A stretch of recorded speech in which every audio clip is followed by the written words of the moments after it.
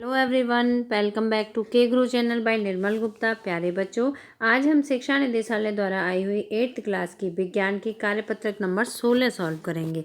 सभी विद्यार्थी वर्कशीट पर अपना नाम लिखेंगे, कक्षा अध्यापक का नाम लिखेंगे, तिथि लिखेंगे 25 नवंबर 2020। तो बच्चों स्टार्ट करते हैं आज की वर्कशीट। बच्चों, धातु एवं अधातुओं के बारे में आप पिछली वर्कशीट के माध्यम से जान चुके हैं। हम आज धातु और अधातुओं के गुणों के आधार पर उनके अंतर और उनकी तुलनात्मक अध्ययन कर आज पुनरावृत्ति करेंगे। तो स्टार्ट करते हैं बच्चों आज की वर्कशीट। अब तक हमने धातुओं और अधातुओं के बारे में बहुत कुछ जाना। आज हम धातु और अधातु के भौतिक गुणों की तुलना करते हुए उन सभी की पुनरावृत्ति करेंगे। जो भौतिक गुण हैं तो उन गुणों के आधार पर धातु और अधातु के बीच में तुलनात्मक अध्ययन करेंगे। तो पहला गुण है बच्चों दिखावट। दिखावट मतलब देखने में कैसी लगती हैं। तो जो धातुएं होती हैं वो देखने में चमकीली या चमकदार होती हैं। और अधातु यह निष्प्रभ मतलब निष्प्रभाव, मलिन मतलब गंदी या चमकदार नहीं होती हैं। जो अधातुएं होती हैं उनमें चमक नहीं होती है आयोडीन को छोड़कर। केवल आयोडीन एक ऐसी अधातु होती है जिसमें कि चमक होती है। दूसरा गुण है बच्चों अवस्था के आधार पर। अवस्था तो धातुओं के बारे में, सभी धातुएं सामान्य ताप पर ठोस होती हैं। सामान्य ताप पर कैसी होती हैं? ठोस होती हैं। परंतु पारा यानी कि मरकरी कमरे के ताप पर तरल अवस्था में होती है, जिसका उपयोग थर्मामीटर में होता है। बच्चों, आप सभी ने थर्मामीटर देखा होगा। थर्मामीटर के अंदर जो लिक्विड भरा हुआ होता है वो मरकरी होता है, ठीक है। और मरकरी क्या होती है? धातु होती है।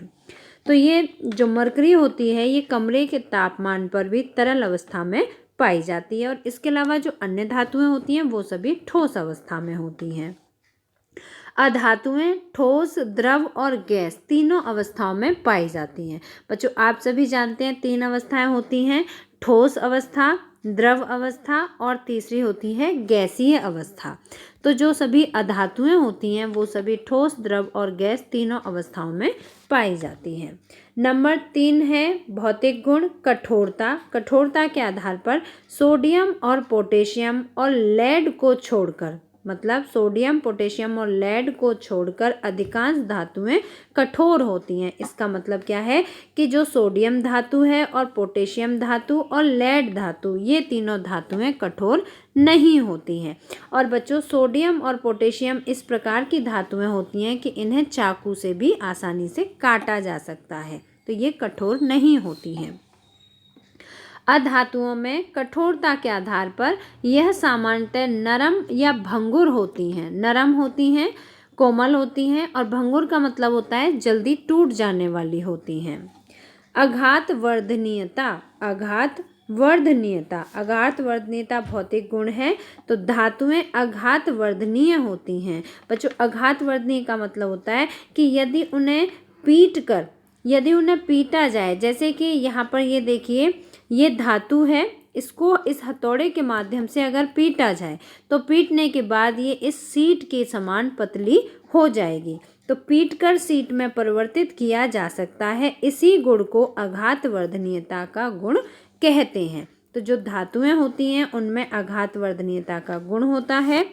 और जो अधातु होती हैं यह नरम होने के कारण चोट करने पर टूटकर बिखर जाती हैं। जैसे कि हाँ, आप देख सकते हैं कोयला है, अगर कोयले पर हथौड़े से चोट किया जाए तो क्या होगा? कोयले का चूरन बन जाएगा, वो बिखर जाएगा टूटकर, लेकिन वो शीट के रूप में परिवर्तित नहीं होगा। तो जो शीट के रूप में परिवर्तन होने का गुण होता है उसे आघात वर्धनीयता कहते हैं।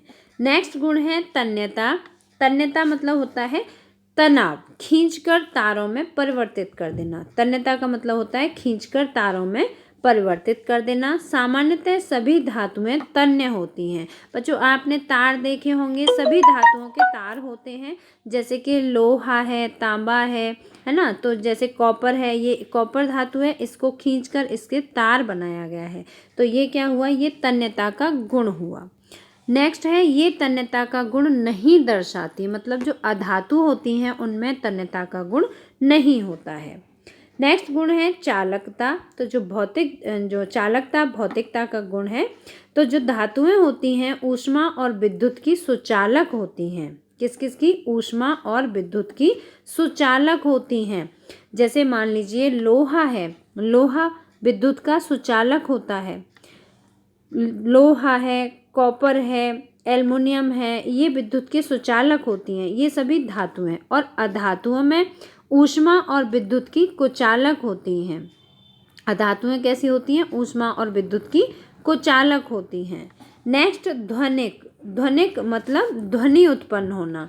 ये ध्वनिक होती हैं। जो धातुएं होती हैं वे ध्वनिक होती हैं, जिसकी वजह से घंटियां धातु से बनाई जाती हैं। बच्चों, जितनी अच्छी धातु, शुद्ध धातु की घंटी बनी होगी उसकी आवाज़ उतनी ही कंपन के साथ होगी और अच्छी ध्वनि होगी। ये ध्वनिक नहीं होती हैं, मतलब जो अधातुएं होती हैं वो ध्वनिक नहीं होती हैं। नेक्स्ट इसके उदाहरण बताए गए हैं ध्वनिक के यहाँ पर। जैसे लोहा, सोना, ये सभी धातुएं हैं। लोहा, सोना, copper, aluminium, magnesium, silver, sodium, calcium इत्यादि। तो बच्चों ये सभी क्या हैं? ये सभी धातुओं के उदाहरण दिए गए हैं। ये सभी धातुएं हैं। और अधातुओं के उदाहरण हैं जैसे carbon, oxygen, nitrogen, chlorine, sulphur, iodine इत्यादि।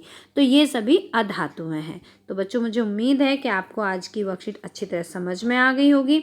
तो अब नेक्स्ट इसके क्वेश्चनों पर चलते हैं। बहुत ही सरल क्वेश्चन पूछे गए हैं। दो धातुओं के नाम लिखिए जिन्हें चाकू से काटा जा सकता है। तो कौन कौन सी धातुओं को काटा जा सकता है बच्चों? सोडियम को काटा जा सकता है, सोडियम और पोटेशियम। ठीक है, तो पहले प्रश्न के आंसर में आप लिखेंगे सोडियम और पोटेशियम।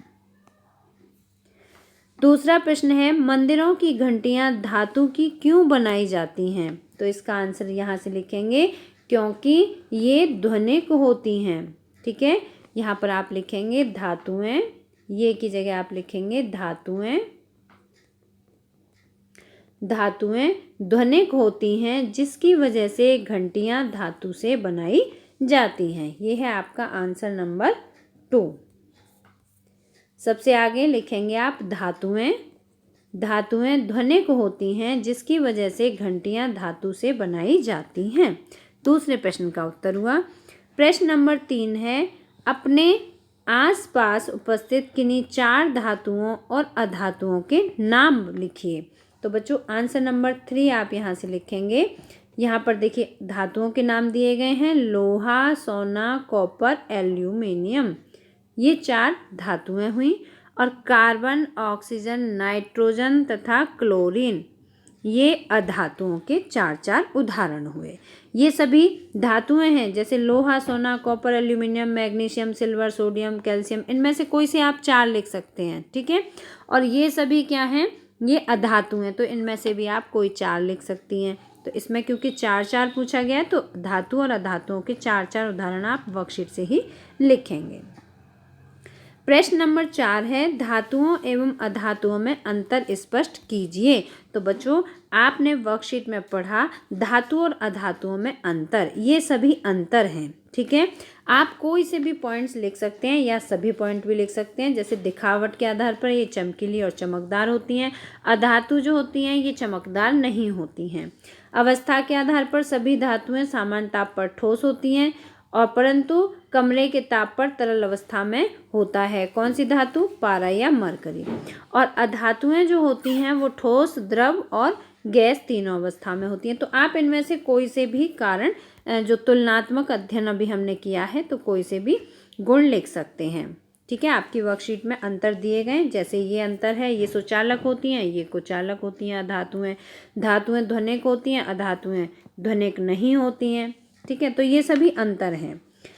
एक ऐसी धातु का नाम बताइए जो कमरे के ताप पर द्रव अवस्था में होती है। तो बच्चों कौन सी धातु है जो कि कमरे के ताप पर द्रव अवस्था में होती है? तो वो धातु है पारा, या आप ब्रैकेट में लिख सकते हैं मरकरी। ठीक है, मरकरी जो कि कमरे के तापमान पर द्रव अवस्था में होती है, ये धातु होती है। तो बच्चों, मुझे उम्मीद है कि आपको आज की वर्कशीट अच्छी तरह समझ में आ गई होगी। अगर आपको सही तरीके से समझ आई है तो आप इसे लाइक ज़रूर करना, अपने फ्रेंड्स के साथ शेयर करना, और अगर आपने अभी तक हमारे चैनल को सब्सक्राइब नहीं किया तो आज सब्सक्राइब जरूर करना। मिलते हैं फिर इसी तरह की नेक्स्ट एजुकेशनल वीडियो में। Till then bye bye, good luck to all of you.